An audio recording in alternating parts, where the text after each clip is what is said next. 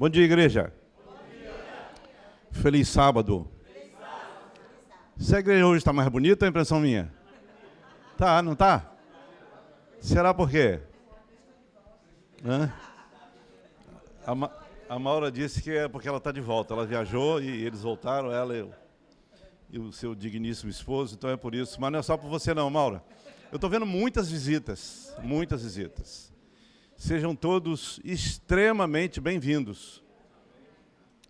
A gente gosta demais quando recebe visita, né? Aliás, existe uma controvérsia desse nome, né? Visita.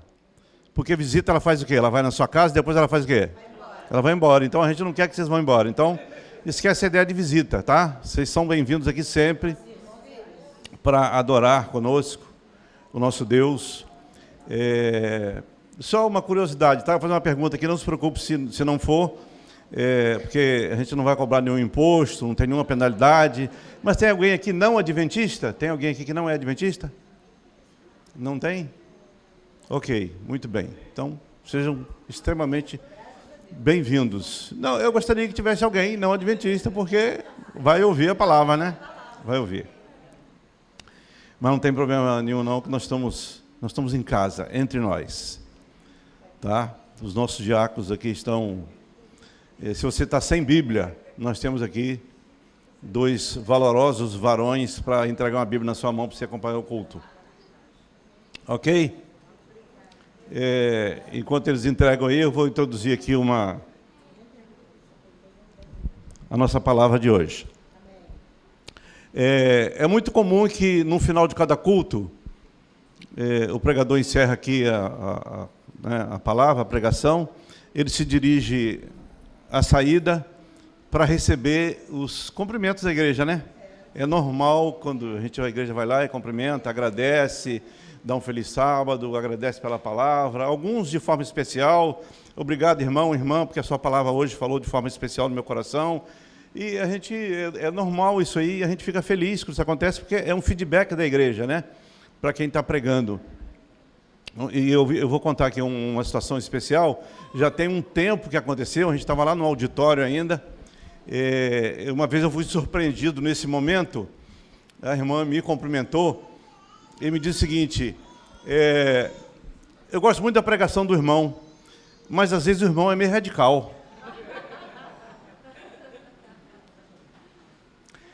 E aí eu fiquei pensando sobre isso, né? Recentemente essa ideia me veio à mente, porque nós gostamos mais de elogios do que de crítica, não é verdade? Alguém gosta de ser criticado, não? A gente não gosta, né? Mas ao longo da vida, eu descobri, sabe o quê? Que as críticas, elas são mais úteis do que os elogios, porque nos faz refletir. Na verdade, essa observação dessa irmã, eu não tomei como crítica, porque o objetivo de uma mensagem bíblica é causar algum impacto na vida da pessoa, né? De alguma forma, eu não lembro o que eu preguei, isso já tem uns 10 anos ou mais, eu não lembro, eu só lembro que eu fiquei surpreso na hora, porque eu não tinha pregado assim, nada que eu considerasse assim, fora do comum, tão radical, mas para ela, de algum motivo, foi radical, né? Então, mas eu fiquei feliz porque chamou a atenção dela de alguma forma, né? E por que eu digo que as críticas são mais úteis?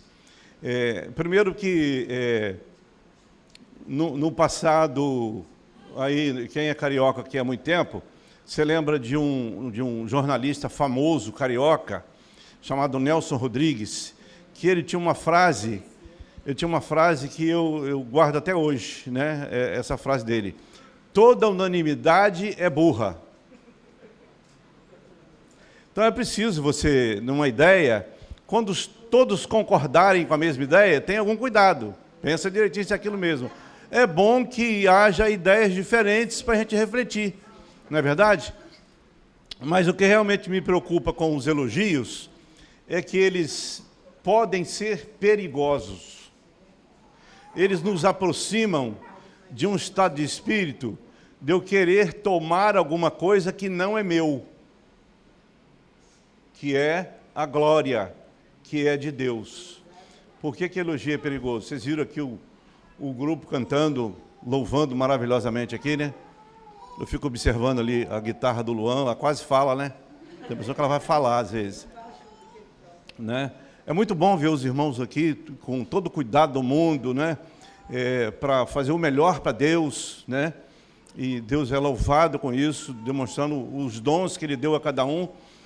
Mas o perigo do elogio é quando a gente ouve demais. Você canta maravilhosamente bem, você prega muito bem, e isso é uma porta aberta para o diabo começar a achar o quê?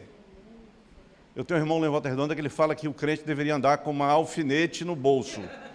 Toda vez que alguém te elogiar demais, que você começar a inflar, alguém tem que dar uma espetadinha para você voltar e reconhecer que a glória é de Deus. O nosso é o quê? O nosso é a graça. Graça para nós, glória para Deus. Então, mas aí, pensando nessa ideia, situações, ideias, escolhas radicais, né? Sempre vai haver na igreja um grupo moderado, vamos chamar de conservadores. Sempre vai haver. E dizem que isso tem a ver com a faixa etária.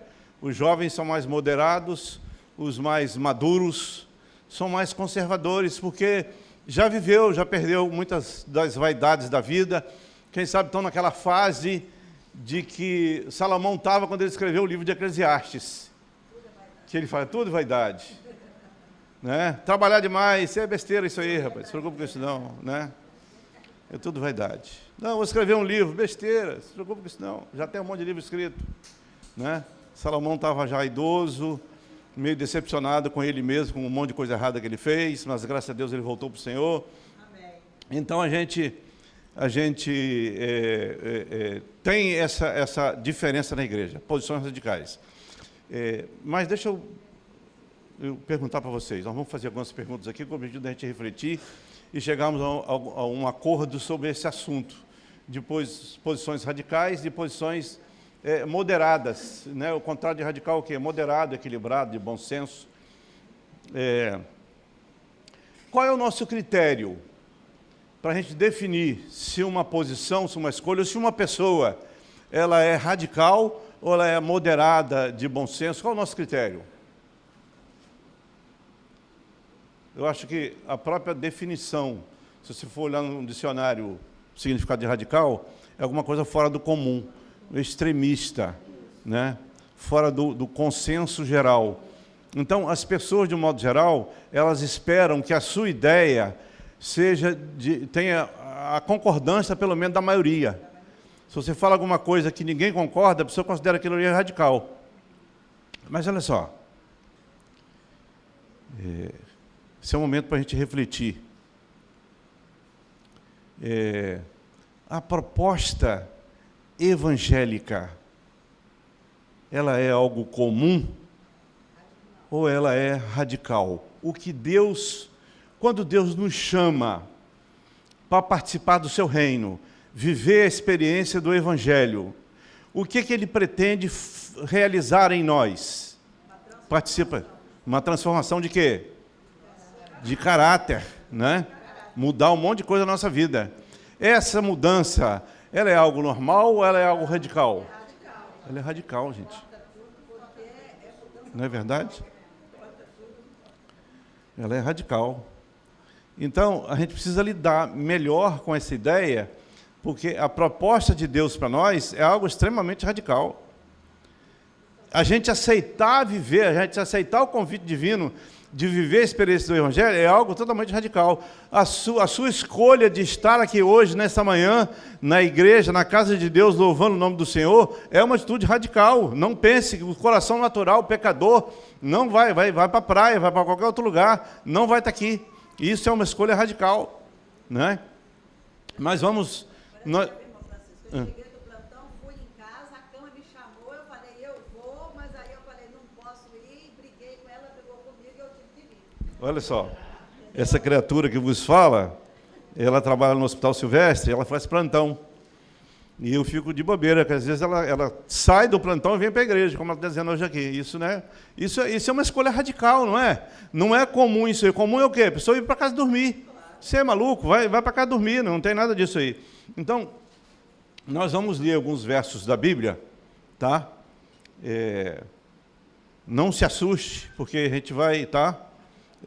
Quando eu apresento uma mensagem assim mais forte, eu costumo pedir para a igreja o seguinte: não me apedrejem ainda, espera terminar o sermão primeiro, tá bom?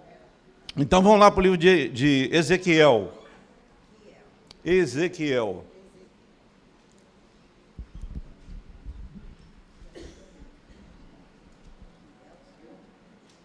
Trinta e seis.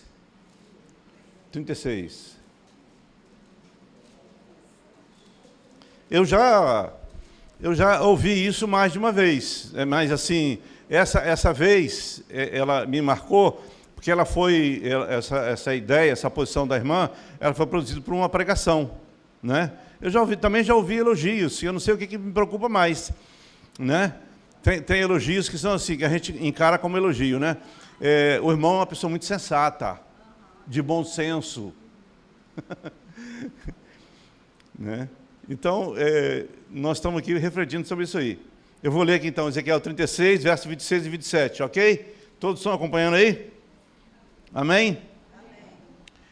E vos darei um coração novo, e porei dentro de vós um espírito novo, e tirarei o coração de pedra da vossa carne, e vos darei um coração de carne. Porei dentro de vós o meu espírito, e fareis com que andeis dos meus estatutos, e guardeis os meus juízos, e os observei. Essa atitude de Deus, ela é radical ou ela é moderada? O que vocês acham? Não tem nada de moderado aqui, né? Arrancar o coração. Arrancar o coração que é de pedra, Deus está dizendo. E dar um coração de carne. E olha que o texto não fala nem de anestesia, hein? É arrancar o coração. Arrancar o coração e dar um novo. Não é? Mas, vamos um pouquinho mais aqui, lá para Mateus.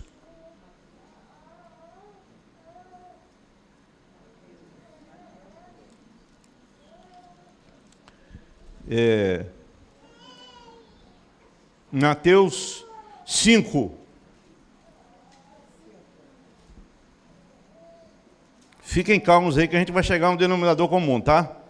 Não se assuste com o texto. Verso 39, 29 e 30. Mateus 5, 29 e 30. Ok? Posso ler? Portanto, se o teu olho direito te escandalizar, faz o quê? Arranca-o para longe de ti, pois te é melhor que se perca um dos seus membros, do que todo o seu corpo seja lançado no inferno. Misericórdia. Arrancar o olho e a mão, né? É claro que Jesus não está dizendo assim, mas irmão, isso aí é uma força de expressão, claro que é. Mas olha só, para Jesus, ele não quer que você realmente corte a sua mão, arranque o seu olho, até porque eu não acredito que isso aí facilitaria a sua entrada no céu. Oi, menina, tudo bem? Não acredito que facilitaria a sua entrada no céu. Por quê? O pecado não está no olho e na mão, o pecado está onde? Por isso que ele propõe lá arrancar o coração. Tira o coração e coloca um outro coração, né? Ele não reforma. O texto não fala de reformar, fazer uma ponte safena, mudar alguma coisa lá, é arrancar um e colocar o outro, não é? Mas por que Jesus usa uma linguagem tão forte, né? Se o seu olho está te escandalizando, arranca ele. Se a sua mão está te escandalizando, corta ela fora. Porque, na verdade, a obra do Espírito Santo para fazer aquela transformação, que nós conversamos no início aqui, de transformar o nosso caráter, ela é tão profunda, tão radical, pode ser tão dolorida, quanto se você arrancasse sua mão fora, o seu olho fora. E é uma obra divina, não é uma obra humana. Né? Eu não sei quem já teve o desprazer de ver, de conviver com alguém que está sendo destruída pela dependência química. Pessoa destruída. É terrível. Nós denominamos até de forma pejorativa, a gente chama de cracudo. E o pior é que tem uma região que é deles. Vocês já observaram essas pessoas de perto? O quão desagradável é, o que o pecado, como que ele destrói a pessoa. A gente fica menos impactado de ver uma pessoa com a mão cortada, de ver uma pessoa sendo destruída pelo pecado. Não é verdade? Então, a gente acha às vezes que Jesus exagera um pouquinho, mas ela tem fundamento. Queridos, nesse ponto aqui eu tenho que dizer para vocês o seguinte: eu não vou dizer para vocês que o cristianismo é uma religião radical. Eu não vou falar isso para vocês. Mas eu posso dizer, sem medo de errar, que o cristianismo é uma religião de verdades absolutas. A Bíblia, isso exatamente, esse texto está aqui. A Bíblia não nos dá margem para flexibilizar a orientação divina, nos dá margem para flexibilizar o que a Bíblia diz. Porque a irmã citou aqui, eu acho que é Mateus 5,37. Mateus 5,37, isso mesmo. Seja, porém, o vosso falar o quê? Sim, sim, e não, não. O que proceder disso é o quê? É do maligno. Então, a religião cristã é uma religião de verdades absolutas, sem flexibilização, sem concessão. Não dá para, não é mais ou menos, quem sabe, talvez, é o está escrito, assim diz o Senhor, e mais o quê? E mais nada. Mais nada. Como ele disse, eu sou e pronto. Exatamente. Vou contar para vocês uma... Porque que às vezes o sermão ele vai nascendo na nossa cabeça assim, ao longo do tempo, né? Já tem um tempo também que uma irmã me procurou na igreja e queria conversar comigo. Uma irmã querida nossa. Não era novinha na igreja. Ela já estava há alguns anos na igreja, né? Não tão cascuda como eu, mas já estava há uns anos na igreja. E a conversa dela era o seguinte: escutem só. Irmão, você não acha que a igreja tinha que concordar em fazer casamento entre pessoas do mesmo sexo? Ele viu um susto. Falei, que isso, irmã? Misericórdia, já tem um tempo. Eu procurei uma madeira assim para bater na madeira, mas não achei não, sabe? Só para descontrair. É. Falei, mas irmã, por que você pensa isso? E olha só, como é que o diabo trabalha na mente da pessoa para convencê-la a desobedecer a ordem divina. Em suma, ela era próxima de um casal que vivia uma relação homoafetiva e eles estavam preocupados porque um deles estava doente e se ele morresse, o que ficava não receberia pensão. Então, você não acha que a igreja poderia fazer o casamento deles para que se um morrer, o outro receber a pensão? Olha só. Percebe como o diabo trabalha? Ele te dá um motivo. Foi assim que ele fez com Eva lá no Éden. Ela chamou a atenção de Eva e começou a colocar dúvida na cabeça dela sobre o caráter de Deus. É isso que Deus disse? Em suma, a serpente disse para Eva lá no Éden: Deus não é isso tudo que você está pensando, não. Presta atenção. Não é? Então, olha só. Qual é o maior ato de Deus em nosso favor? O que Deus realizou de mais profundo para nos livrar dos nossos pecados e nos levar para o céu. O que ele fez? Dá o seu filho na cruz. Dá o seu filho na cruz. Eu não vou nem perguntar para vocês se isso é uma atitude equilibrada e de bom senso, porque vocês vão falar que não é. Não há nada mais radical do que isso, né? Imagina se nós estivéssemos participando de uma reunião, de uma comissão para definir o que a gente ia fazer para salvar a humanidade. E alguém levantasse: vamos enviar o Filho de Deus lá, ele vai se tornar um ser humano, e ele vai nascer lá um menino de Maria, e vai crescer, e depois ele vai morrer na cruz para pagar o preço dos pecados. O que a maioria de nós diria? Que isso? Não precisa ser tão radical assim? Não dá para flexibilizar isso aí, né? E a gente tem um cuidado com essa flexibilização, porque eu que estou já há mais de 3 décadas na igreja, eu percebo que algumas coisas mudam. Porque quando a Bíblia fala, por exemplo, assim, que é sábado, não é verdade? É sábado e acabou, né? Quando a Bíblia fala que o sábado é de pôr do sol a pôr do sol, é de pôr do sol a pôr do sol. Não dá para flexibilizar isso aí. E isso é uma coisa que me preocupa, porque eu percebo que algumas pessoas pensam que é possível flexibilizar essa ideia, né? Mas, irmão, sabe o que acontece? Eu trabalho em turno, e é evidente que eu não estou falando aqui de áreas, né? Que a igreja tem um hospital, né? Então é evidente que a igreja permite que o adventista trabalhe no sábado, trabalhe na área de saúde. Nós temos aqui e um ali, que trabalha na área de saúde. E às vezes de sábado eles estão de plantão, e não há nenhum problema nisso. Mas a pessoa, exatamente, mas a pessoa que não trabalha em serviços essenciais, e às vezes ele tira plantão. E eu estou repetindo aqui o que eu já ouvi isso do irmão. Sabe o que é, irmão? Uma vez por mês, a pessoa que me rende, ele chega só uma vez por mês, meia hora depois do pôr do sol. Eu não posso ficar? Pode, claro que pode. Você está quebrando o mandamento de Deus. Não é?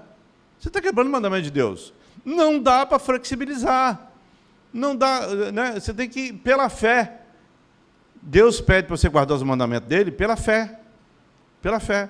E isso é uma atitude radical. Você confiar em Deus a ponto de guardar os mandamentos dele, algumas questões, é por isso que a Bíblia fala que o sábado é o sinal de Deus, porque é uma questão que mexe muito com a gente.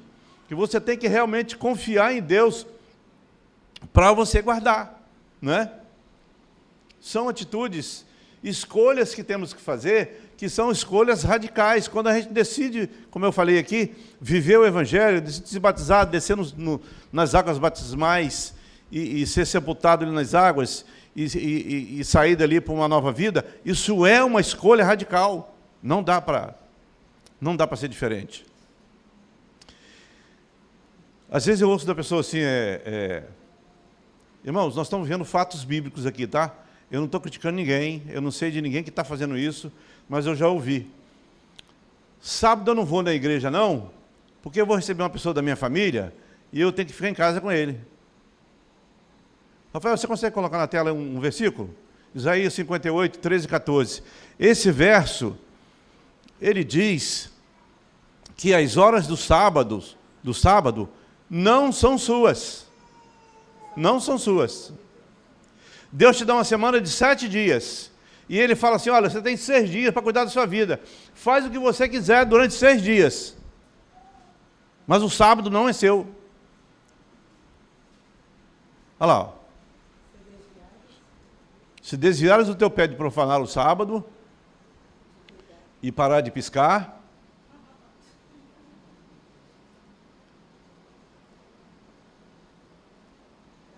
cuidar dos teus próprios interesses, olha só, desviar o pé de cuidar dos seus próprios interesses,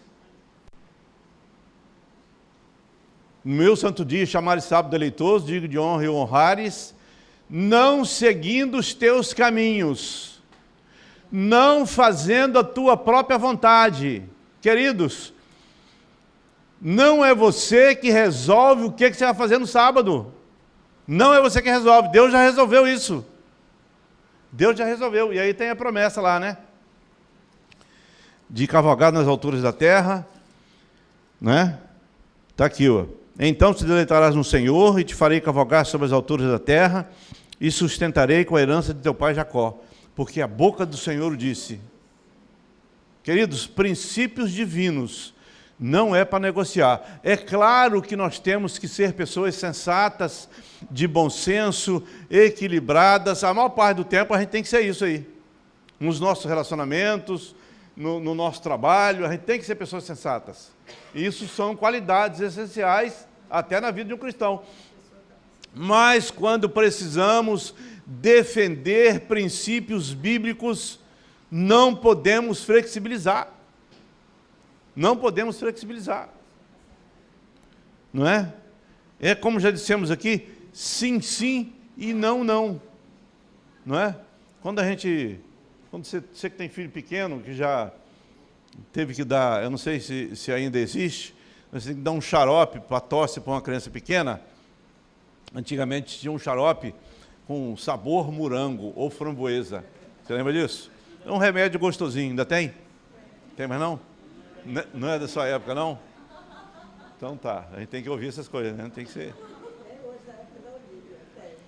Queridos, não é remédio doce para o pecado. Não, para o pecado não tem remédio com sabor. É mertiolate. É mertiolate. Então, nós vimos aqui que a ideia da cruz é a posição mais radical de Deus, né? E lá em Apocalipse 3, Apocalipse 3,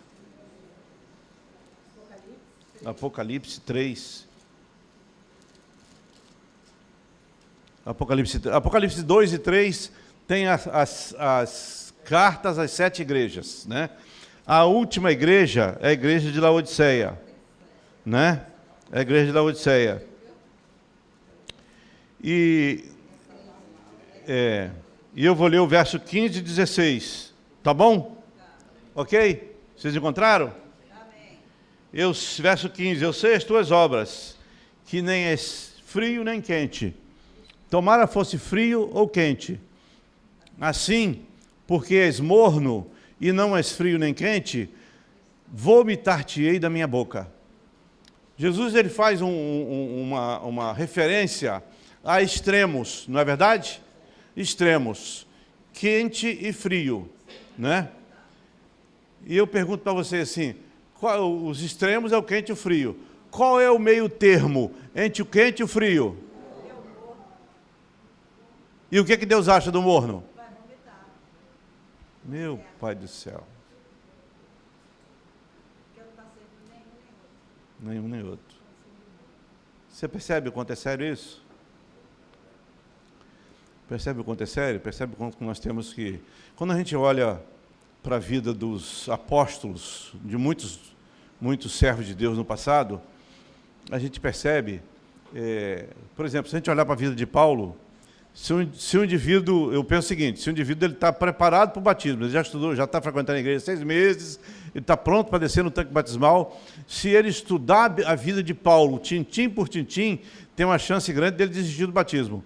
Não por amor ao evangelho, mas pela dificuldade que a vida de Paulo se transformou em um verdadeiro caos, né? A partir do momento que ele conheceu o evangelho. Você conhece, né, a história, a Bíblia.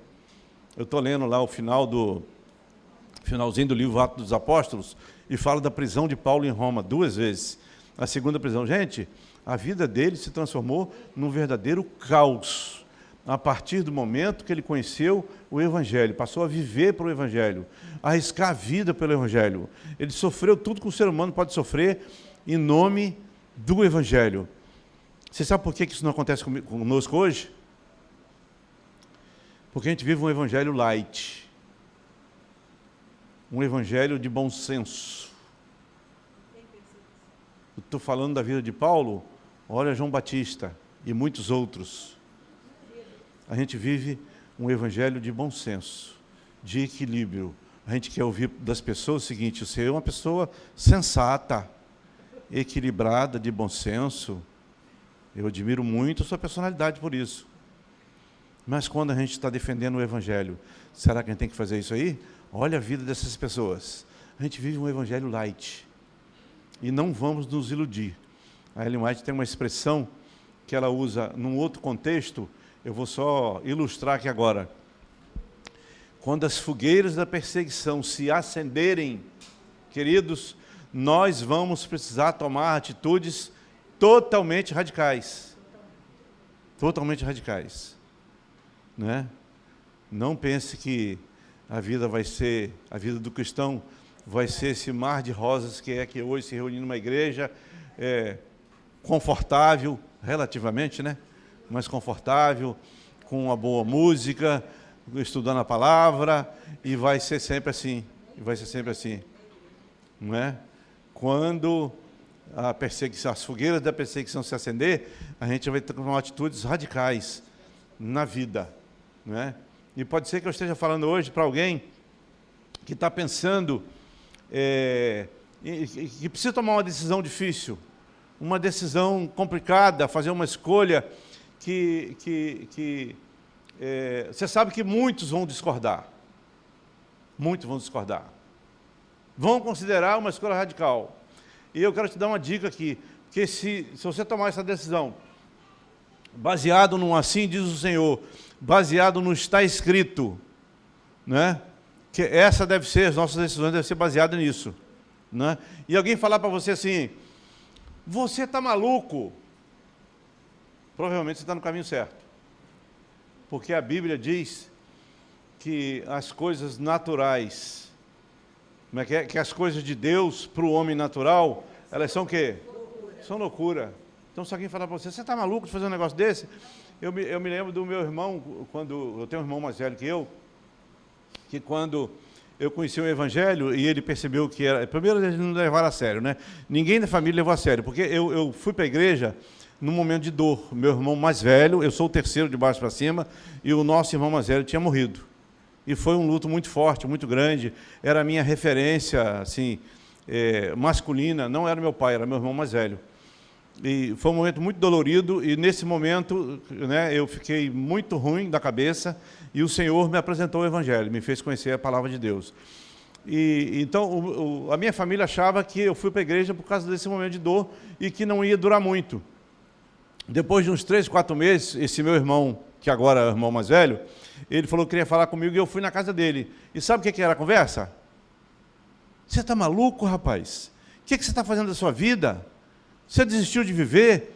Você não sai mais para uma balada? Você não toma uma cerveja? Você parou de fumar? É verdade? Falei, parei. Você está ficando maluco? O que houve com você? Entendeu? É isso que a vida pensa. Há uns meses atrás, ele falou comigo, admiro a sua fé, rapaz. Admiro a sua fé. Hoje tem 30 anos. Era para ele ter chegado a essa conclusão há mais tempo, né? Então, você que está na iminência de ter que tomar uma decisão e está preocupado com ela, porque a gente espera que as pessoas, né, que as pessoas concordem com a gente, as pessoas esperam que a gente tome decisões que não vai feri-las, né? As pessoas querem que a gente pense mais ou menos igual elas. Então, essa sua decisão, tome ela baseado no está escrito, no assim diz o Senhor, não é? Sim, sim e não, não. O que proceder disso é do maligno. Faça isso baseado na palavra de Deus, tá bom? Quantos estão dispostos a pensar e repensar nas suas escolhas, nas suas decisões, estritamente baseado no que está na palavra de Deus e não na opinião popular? Ok. Obrigado, então. Nós vamos ouvir um louvor e depois nós vamos orar com vocês.